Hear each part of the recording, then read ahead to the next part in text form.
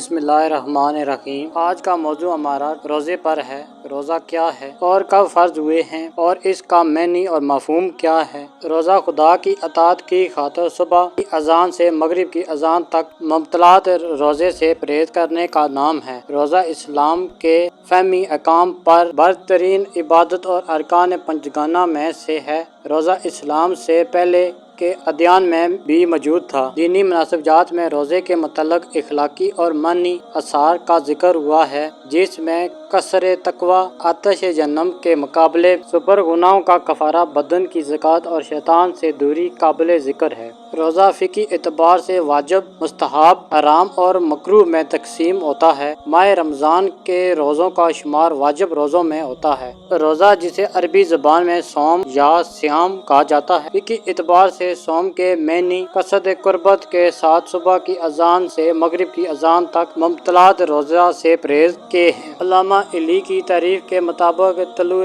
صادق سے غروب تک بعض مخصوص چیزوں سے پرہیز کرنے کا نام روزہ ہے۔ لغت میں کلمہ صوم کے معنی کسی چیز کے ترک کرنا یا کسی چیز سے پرہیز کرنے کا ذکر ہوا ہے۔ قرآن مجید کی سورہ البقرہ کی آیت 183 میں صراحت کے ساتھ بیان ہوا ہے کہ روزہ اسلام سے پہلے کے ادیان میں بھی موجود تھا۔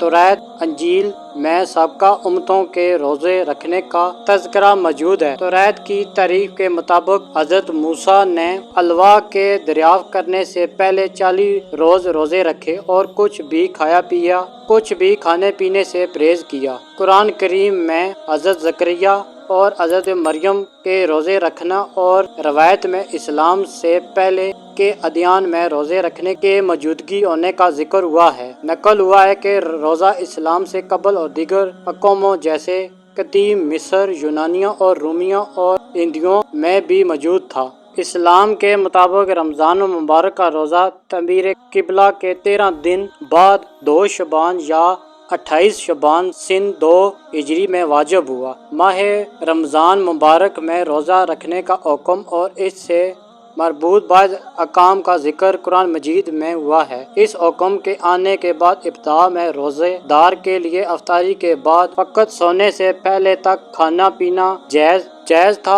اور روزہ افضل ترین عبادت رکن اسلام ہے اور جہاد کی ایک قسم ہے۔ اس کا ترک کرنا ایمان سے خارج ہونے کا سبب قرار دیتا ہے۔ روزے کے متعلق اہم معلومات ہم نے اگر ہماری ویڈیو پسند ہے تو ہمارے چینل کو سبسکرائب اور ویڈیو کو لائک اور دوستوں کے ساتھ شیئر کیجیے۔ والسلام۔